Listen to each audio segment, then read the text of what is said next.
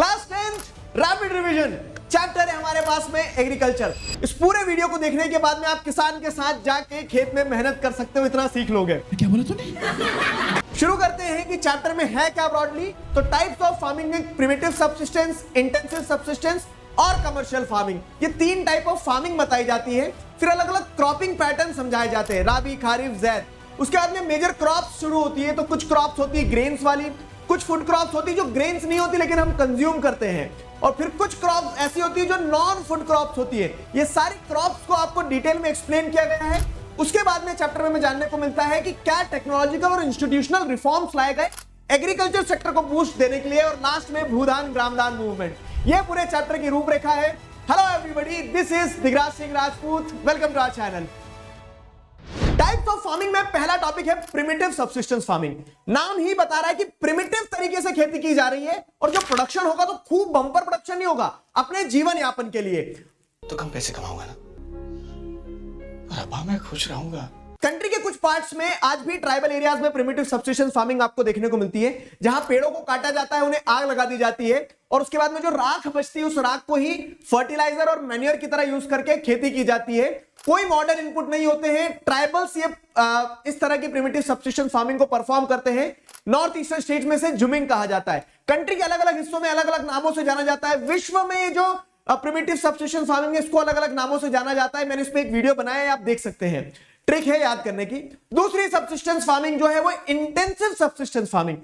खेती अभी भी यहां पे जीवन यापन के लिए ही की जा रही है, लेकिन इंटेंसिव लेवल पे। रीजन पॉपुलेशन का बढ़ जाना, लैंड साइज होल्डिंग का कम होना, और इस कारण आप छोटे से प्लॉट से मैक्सिमम आउटपुट लेना चाहते हैं। उसके लिए आप क्या करते हैं, high dosage of chemical inputs इस्तेमाल करते हैं, राइट ऑफ इनहेरिटेंस के चलते। जैसे क्या होता है कि दादाजी ने अपने बेटों में जमीन बांट दी, फिर उनने अपने बेटों में जमीन बांट दी, तो अब लैंड साइज होल्डिंग छोटा हो गया, और इस केस में पॉपुलेशन तो बढ़ रही है लेकिन जमीन नहीं बढ़ रही है, तो ज्यादा प्रोडक्शन के लिए इंटेंसिव सबसिस्टेंस फार्मिंग को परफॉर्म किया जाता है। हाय गाइस, ये जो आप मेरे पीछे सारी जमीन देख रहे हैं ये मेरे चाचा की है, जो कि इनके पापा हैं, तो ये जमीन इनके पापा की हुई। तीसरा जो फार्मिंग है वो है कमर्शियल फार्मिंग, जहां पे सब कुछ मॉडर्न स्केल पे high yielding variety of seeds का इस्तेमाल करते हुए लार्ज स्केल पे प्रोडक्शन किया जाता ताकि मार्केट में बेच सके। प्लांटेशन फार्मिंग एक एग्जांपल है कमर्शियल फार्मिंग का, जहां पे लार्ज स्केल पे सिंगल क्रॉप को ग्रो किया जाता है, जैसे टी, कॉफी। प्लांटेशन फार्मिंग का एक एग्जांपल है। तेरे मुंह पे चाय फेंक के मारूंगा मुंह पे, अगर आज के बाद ये चाय में मलाई आ गई तो। मेरे को बहुत ज्यादा गेन आती है इस चाय की मलाई से। आगे बढ़ते हैं तो क्रॉपिंग सीजन्स आते हैं। राबी, खारिफ, ज़ैद, अलग अलग प्रकार के क्रॉपिंग सीजन्स होते हैं। याद रखने की निंजा टेक्निक आपके स्कूल के एकेडमिक ईयर से, जैसे आपका टर्म 1 जो होता है तो वो जो होता है वो खारिफ क्रॉप होता है। मतलब क्रॉप्स को कब सो किया जाता है, with the onset of monsoon, बारिश के साथ में। हार्वेस्ट किया जाता है क्रॉप्स को कब, जब आपके टर्म 1 एग्जाम होने वाले रहते हैं, जैसे वही सितंबर अक्टूबर में। और यहां पे आप देखेंगे तो क्रॉप्स को पानी बारिश से मिल रहा होता है, मॉनसून क्रॉप्स, खारिफ सीजन। दूसरा सीजन अगर हम बात करें तो वो होता है खारिफ के बाद में राबी सीजन, यानी कि टर्म 2।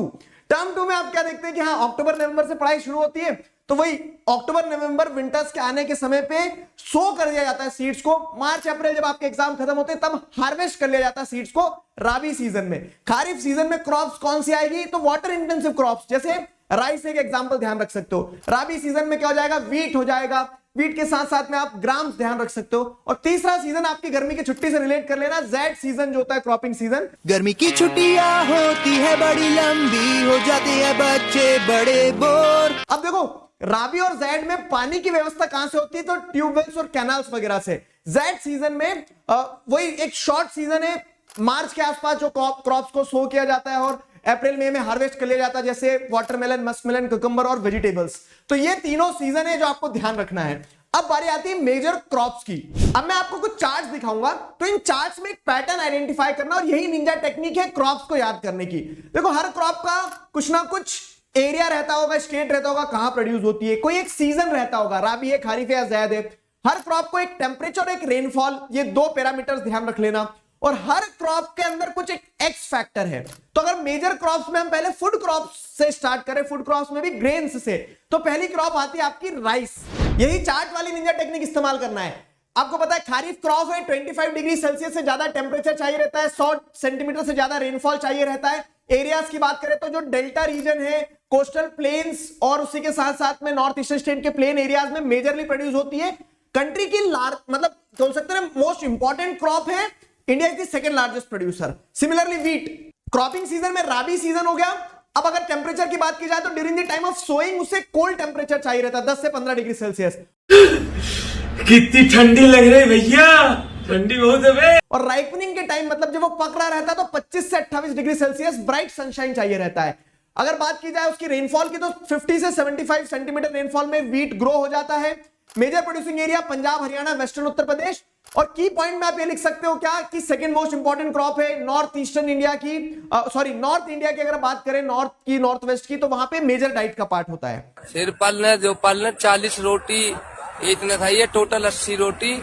अगली क्रॉप जैसे देखोगे आप मिलेट्स है, तो मिलेट्स में क्या जाएगा, ज्वार, बाजरा, रागी आ जाएगा। टेम्परेचर सबके अलग अलग, ये चार्ट आप देख सकते हो। फिर उसके बाद में आपको देखने को मिलता है रेनफॉल भी वेरी करता है, लेकिन रेनफेड क्रॉप है। मेजर प्रोड्यूसिंग स्टेट्स भी डिफरेंट है, लेकिन एक कॉमन पॉइंट आप, ये मिलेट्स है, मोटा अनाज है, कोरस ग्रेन है, हाई न्यूट्रिशनल वैल्यूज होती है।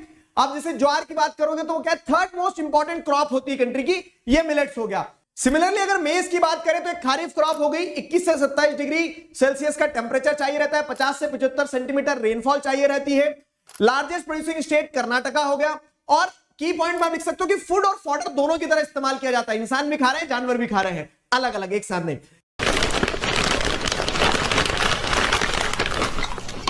ग्रेन्स में एक और क्रॉप है पल्सेस। अब पल्सेस के अंदर क्या है, जैसे आप देखोगे तो उड़द, मूंग, तुअर, ग्राम्स, मल्टीपल जो दालें होती है।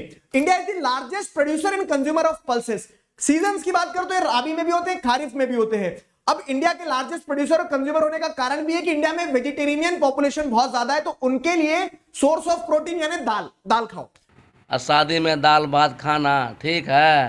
अब अगर आप देखोगे तो पल्सेस का एक और फायदा है, की पॉइंट में आप देख सकते हो कि नाइट्रोजन फिक्सेशन में इंपॉर्टेंट रोल प्ले करती है, क्योंकि रूट नोड्यूल्स होती है जो क्या करती हैं, एटमॉस्फेयर से नाइट्रोजन ले लेती है। लेग्यूमिनस रूट जो होती हैं, लेग्यूमिनस प्लांट्स होने के कारण, एक्सेप्ट वन, नाम बताइएगा कमेंट सेक्शन में। भूपेंद्र जोगी। अब अगर आप देखो मध्य प्रदेश लार्जेस्ट स्टेट है, तो वो सब कुछ आप चार्ट में देखोगे तो मिल जाएगा। Similarly food crops other than grains की बात करते हो, जैसे शुगर केन हो गया। शुगर केन में आप क्या देखेंगे कि की पॉइंट ये हो जाएगा, एक एनुअल क्रॉप होता है, उससे बहुत सारे बाय प्रोडक्ट जैसे गुड़, खंडसारी, जैगरी, ये सारी चीजें बनती है। वैसे आप देखोगे ऑयल सीड्स, तो बहुत सारे ऑयल सीड्स होते हैं, सोयाबीन हो गया, ग्राउंडनट हो गया, कैस्टर सीड्स हो गया, लिंसीड हो गया। अब इनमें आप क्या देखेंगे तो ऑयल सीड्स को कॉस्मेटिक इंडस्ट्रीज वगैरह में सोप, ऑइंटमेंट्स वगैरह बनाने में भी इस्तेमाल किया जाता है। वैसे ही नॉन फूड क्रॉप्स में कॉफी आ जाएगा और टी आ जाएगा। तो कॉफी में आपको क्या ध्यान रखना है, जैसे कॉफी कर्नाटका, के से कर्नाटका, सी से कॉफी, कॉफी विद करण, के आ गया, करण कर्नाटका पकड़ लिया। ध्यान रखना है, विजुअलाइज करने वाली चीजें चार्ट में वैसे तो मैंने सब कुछ दिया है। आगे बढ़े अगर तो अब टी है, तो टी एक ऐसी क्रॉप है क्या जिसको स्लोप एरियाज में जैसे असम में प्रोड्यूस किया जाता है, उसको फ्रीक्वेंटली डिस्ट्रीब्यूटेड रेनशावर चाहिए रहती है, वाटर लॉगिंग नहीं चाहिए रहती है। अरेबिका वैरायटी ऑफ कॉफी जो है तो वो बाबा बुदान हिल्स में इंडिया में प्रोड्यूस होती है। तो ऐसे कुछ कुछ की पॉइंट्स और क्लाइमेटिक कंडीशंस जो फैक्टर्स बताए उन्हें ध्यान में रख के आपको ध्यान रखना है। हॉर्टिकल्चर क्रॉप्स, अब हॉर्टिकल्चर मतलब आप इंडिया में देख रहे हैं कि तरह तरह की सब्जियां और फल लगाए जाते हैं, ठीक है। तो नागपुर के संतरे लगा के, महाराष्ट्र के मैंगो हो गए, एप्पल और एप्रिकॉट हो गए जम्मू कश्मीर के, guava of Uttar Pradesh, south India में आप केरला से केला लेके आ गए। तो different crops, different fruits, vegetables का अलग अलग जगह पे क्या है प्रोडक्शन होता है, वो चीजें हॉर्टिकल्चर में बताई गई है। अब इनके अलावा आप देखोगे तो कुछ नॉन फूड क्रॉप्स भी हैं। फॉर एग्जांपल रबर हो गया, कॉटन हो गया, जूट हो गया। रबर आप देखोगे तो एक प्लांटेशन क्रॉप है जिसमें आपको बहुत ज्यादा पानी चाहिए रहता है, 200 सेंटीमीटर रेनफॉल से ज्यादा। इक्वेटोरियल क्रॉप है, इक्वेटोरियल टाइप ऑफ क्लाइमेट चाहिए रहता है। की पॉइंट में आप लिख सकते हो इंडस्ट्रियल यूज है। वैसे ही कॉटन और जूट दोनों क्या है, टेक्सटाइल के पर्पज से इस्तेमाल किया जाता है, फैब्रिक की तरह इस्तेमाल किया जाता है। कॉटन में आप देखते हो 210 फ्रॉस्ट फ्री, ठंड नहीं चाहिए, मतलब खारिफ क्रॉप होगी। लॉजिक लगाना है, ठीक है, ठंड नहीं चाहिए, खारिफ क्रॉप होगी। ये क्रॉप जो है तो उसका इंडस्ट्रियल यूज ऐसे है कि इससे कपड़ा बनाया जाता है। India is perceived to be the original home for cotton. Jute क्या है, एक वाटर इंटेंसिव क्रॉप है, सॉइल भी बहुत फर्टाइल चाहिए, टेम्परेचर भी हाई चाहिए। West Bengal major producing state हो जाएगा, इसे गोल्डन फाइबर कहा जाता है due to the golden colour. ये सारी क्रॉप्स थी। अब एग्रीकल्चर सेक्टर में जब इतने सारे लोग काम कर रहे हैं तो उसका डेवलपमेंट बहुत इंपॉर्टेंट रोल प्ले करता है अपने आप में। इसीलिए मल्टीपल टेक्नोलॉजिकल और इंस्टीट्यूशनल रिफॉर्म्स लाए गए हैं to give boost to the agriculture sector. तब आप यहां देखेंगे तो इंडिपेंडेंस के बाद में क्या है, लैंड रिफॉर्म लाया गया जिसमें जमींदारी सिस्टम को अबॉलिश कर दिया, लैंड डिस्ट्रीब्यूट की गई, लेकिन उससे उतना फायदा नहीं मिला। तो 1960s 70s में आपको देखने को मिलता है कि ग्रीन रेवोल्यूशन आता है।